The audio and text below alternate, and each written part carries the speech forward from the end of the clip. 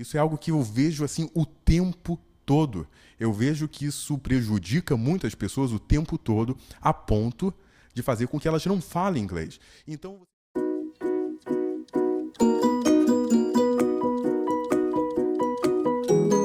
vou dar uma pequena pausa na programação, que eu sei que está correndo a série aí de 1, 2, 3, 4, vários vídeos onde eu ensino inglês e várias expressões diferentes. Vou dar uma pequena pausa para falar de uma história que me marcou e que eu acho que tem tudo a ver com você se comunicar bem em inglês. Não é a primeira vez que eu falo que a timidez e a inibição podem ser fatores que vão fazer com que você não fale inglês em absoluto. Por exemplo, eu costumo falar que se a pessoa é tímida e inibida em português, quando você passar para o inglês, isso não tende a melhorar. Se o cara é tímido e inibido em português, na língua dele, se ele não se comunica bem na sua própria língua, se ele tem inibição, se ele chega num grupo e ele tem vergonha de falar, quando passar para o inglês, isso não tende a melhorar. Eu nunca vi um aluno, eu nunca vi uma pessoa, por exemplo, que chega e fala, não, em português ele é super tímido, inibido, mas em inglês, o cara chega aqui, dá uma palestra, fala, hey, how are you doing? Yeah, it's a big pleasure to... E o cara é fantástico em inglês. Eu nunca vi isso, né? Nunca vi. As pessoas até, às vezes, mudam um pouco a maneira de falar, a personalidade até. Alguns estudos dizem que a sua personalidade muda no idioma, e eu acredito nisso até certo ponto, mas não muda esse ponto, não muda da água para o vinho, não muda a ponto da pessoa, do cara que é tímido, inibido, em inglês ele ser super desinibido, super não tímido e dar uma palestra e falar e tal. Ontem, eu estava... e se você quiser continuar vendo as lições de inglês e não escutar toda essa baboseira aqui, toda essa besteira que eu estou falando, porque eu falo muita besteira, então se você quiser continuar vendo os vídeos, você clica aqui, que vai continuar nas séries de vídeo, e tem vídeo aí dos 30 verbos principais em inglês e das vários phrasal verbs e várias expressões em inglês e várias coisas que tenho certeza que vai contribuir muito para o seu inglês. Mas ontem, voltando à história, ontem eu estava numa festa e conversando com amigos de família, antigos amigos, gente que eu não via há muito tempo, e alguns deles acompanhavam o meu canal no YouTube. E tinha até a mãe de uma conhecida minha, a Rafaela, que ela chegou para mim, poxa, eu vejo seus vídeos no YouTube, eu acho muito legal, e começou a contar, olha, minha filha, ela está estudando inglês no curso tal, e já está lá há 5 anos. Aí ela estudou, essa história que ela me contou, ela estudou 4 anos, 3 ou 4 anos em grupo, e depois ela passou só para o professor particular. Aí agora ela está lá no curso, e é só ela e o professor. Eles ficam lá tete a tete, falando inglês, é ótimo. Ela falou que está indo muito bem e que ela prefere assim, ela prefere só ela e o professor. Aí eu falei, é mesmo? Por quê? Porque eu vou perguntando lentamente para saber do que se trata. Mas eu já tinha uma intuição do que poderia ser aquela situação. E acho que você também. Eu falo, mas por quê? Por que só ela e o professor ali conversando? Eu falo, não, porque no grupo ela achava muito bobo, assim, muito joguinho, muita coisa, ela não estava se adaptando assim no grupo. Então agora ela tem uma coisa focada só para ela. Ela vai falar ali ela fala com o professor e está indo super bem, ela está adorando. Eu falo, que bom, então. E ela está falando inglês? Eu falo, acho que tá. Aí, acho que tá. Isso é uma resposta muito comum dos pais, né? Eu falo, acho que tá. Aí depois, 10, 15 minutos depois, veio o pai dela falar comigo. E essa menina estava na festa, naturalmente. E o pai dela veio falar comigo, não, ela está estudando já, cara, 5 anos. Os pais, eu acho, ficam um pouco preocupados, porque, afinal de contas, cá entre nós, eles estão pagando. Então, eles querem ver resultado, né? Se você está pagando o curso de inglês para o seu filho, você quer ver resultado, você quer ver ele se comunicando em inglês. Enfim. Então, chegou o pai dela e falou, não, cara, ela já está há 5 anos aí fazendo as aulas de inglês, mas está falando em inglês? Ela falou, pô, não sei. Eu falei, chama ela lá, vamos ver se ela está falando inglês. E aí ela chamou a menina, chamou a Rafaela, e eu falei, então, fala em inglês aí. Eu sei que eu coloquei ela contra o fogo também. Eu falei, então fala inglês. Você não está estudando há 5 anos, então fala. Aí a garota ficou toda vermelha, travou completamente, não falou nada e não falou uma palavra em inglês. Não saiu hi, hello, nada. Ou seja, eu sei que eu pressionei ali, eu fui também direto ao ponto.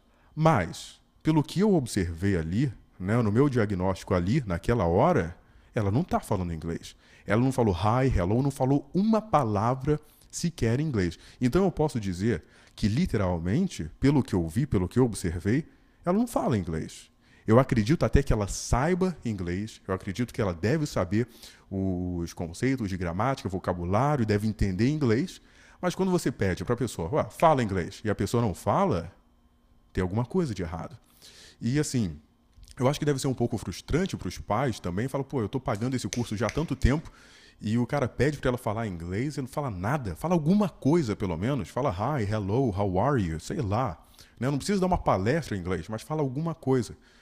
Então, e esse é um tipo de situação que eu vejo o tempo todo. E eu questiono isso. Né? O que adianta a pessoa estudar 1 ano, 2 anos, 5 anos? Eu já vi casos assim da pessoa estudar até mais tempo. E quando você pede para a pessoa falar inglês, a pessoa trava completamente. Eu acho que deu alguma coisa de errado aí. Por quê? Porque eu vejo que os cursos, as pessoas também, na própria abordagem do aluno, do professor, do curso, ninguém enxerga essa parte psicológica ou da inibição da timidez do aluno. Eu tenho um outro vídeo que você pode acessar, que se chama Como Funcionam os Nivelamentos em Inglês, que uma aluna minha, que ela se comunica em inglês, no nivelamento, por ela ficar travada, super tímida, ela voltou para o Book One. Ela foi para o primeiro livro, para alguém que nunca havia estudado inglês. Então, e ela já se comunica em inglês, ela tem que melhorar. Mas ela voltou lá para o primeiro livro para alguém que nunca tivesse estudado inglês. Por quê? Porque na hora do nivelamento, eles não levam em conta em absoluto essa parte da timidez e da inibição. E eu acho isso muito perigoso, eu acho isso preocupante, porque parece que só eu vejo isso. Isso é algo que eu vejo assim o tempo todo.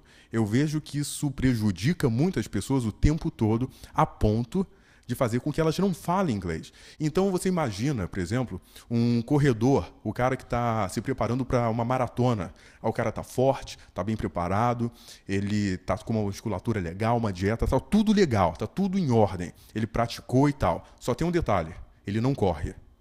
Porque é basicamente isso que acontece. A pessoa se prepara, vai para o curso, tal. Aí você fala, então, vamos falar inglês? Vamos lá, fala um pouco de inglês. A pessoa fala nada. Se apresenta em inglês, a pessoa trava. Mas não dá. Ué, mas se você não está falando aqui comigo, qual vai ser a circunstância, qual vai ser a situação que você de fato vai falar? Numa entrevista de emprego, será que essa menina, por exemplo, estaria preparada para chegar numa entrevista de emprego e falar com tranquilidade, com segurança, com desenvoltura? Não sei. Então isso é muito preocupante. Eu acho que a gente deve pensar muito nisso.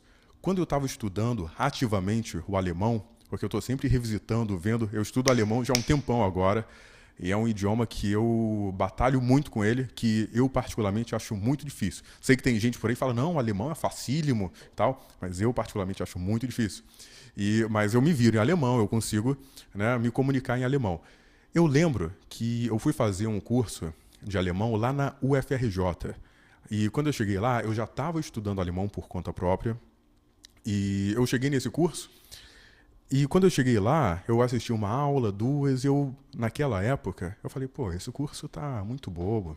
Isso aí, ela tá ensinando essas coisinhas no livro aí, esse vocabulário, essa coisa, não...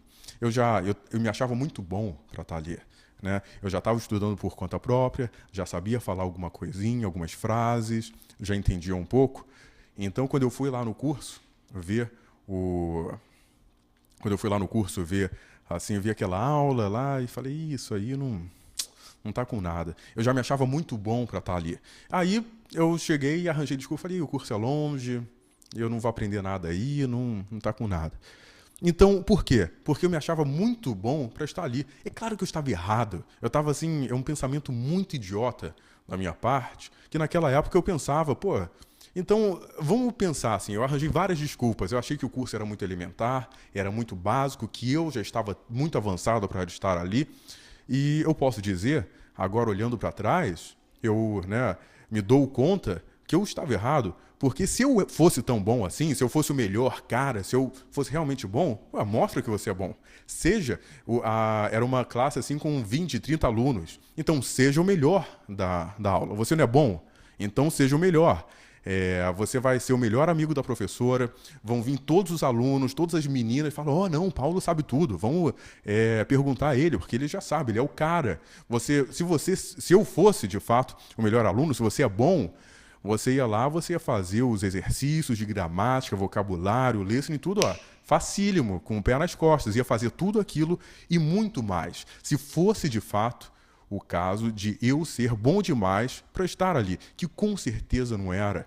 Então, eu, idiotamente, o que eu fiz? Eu deixei o curso, né? E eu acho um absurdo, né? O cara se acha tão bom que a única coisa que eu posso fazer é não participar disso aí. Eu vou embora, né? Já que eu sou tão bom, o meu lugar não é aqui. Né? Adeus aí, fiquem aí, seus idiotas, que eu sou superior a vocês e eu não estou aqui. Então, assim, eu tenho a impressão que eu já passei por isso, muita gente passa por isso, e eu acho que, às vezes, e eu tenho certeza que o problema era meu, que eu não tolerava estar ali, eu não tolerava estar em grupo, aquilo talvez me assustasse um pouco, a ponto de eu não conseguir desenvolver o meu alemão ali, e eu arranjei algumas desculpas para me livrar daquela situação. Então eu vejo que esse é um tipo de coisa muito recorrente. Você vai arranjar desculpas e coisas, você vai se achar bom demais para estar ali. Quando deveria ser o contrário. Se você é bom demais, você vai ser o cara. Você vai estar lá e vai ser o melhor, né? Tem um amigo meu lá de Nova York, que é o Ivo Perelman. Ele é um grande saxofonista, ele é um grande nome no jazz. E uma vez ele me contou essa história que ele estudou na Berkeley, que é uma das maiores faculdades de música do mundo, e ele me contou isso. Ele fala, poxa, naquela época que eu era mais jovem, eu fui estudar nessa boa faculdade e uma história parecida dessa com a minha, com o alemão. Eu falei, eu me achava muito bom para estar ali, eu já me achava muito avançado, que eu já não precisava daquela besteira toda e eu perdi tempo. E como eu perdi tempo? Então, por faltar essa humildade, por faltar essa coisa de que não, eu posso aprender, estando aqui eu posso aprender, essa postura de você querer melhorar e avançar e tal, ele acabou perdendo tempo. Você desperdiçou aquela oportunidade de aprendizado. Então, eu desconfio que muitas vezes a gente arranja um monte de desculpas, e eu, inclusive, esse meu amigo, essa menina, talvez, uma série de coisas. Muitas vezes a gente arranja desculpas e arranja coisas para justamente tentar fugir daquilo. É uma fuga, né? Então, eu não estou falando, no caso da Rafaela, eu não estou falando que toda pessoa que vá buscar uma aula particular ela tenha algum traço de fobia social ou ela não tolere estar em grupo. Não é isso. A aula particular ela pode ser muito proveitosa também, se o que de fato ali estiver em jogo seja um contato direto com o professor, seja uma troca e você ganhar tempo e tudo mais. Se for esse o caso. Mas se você estiver procurando aula particular, isso é uma coisa boa para você se perguntar. Se você estiver procurando aula particular e no fundo você está fugindo de grupo, porque você fala, isso aí eu não vou aprender nada e tal, não sei o quê. Não.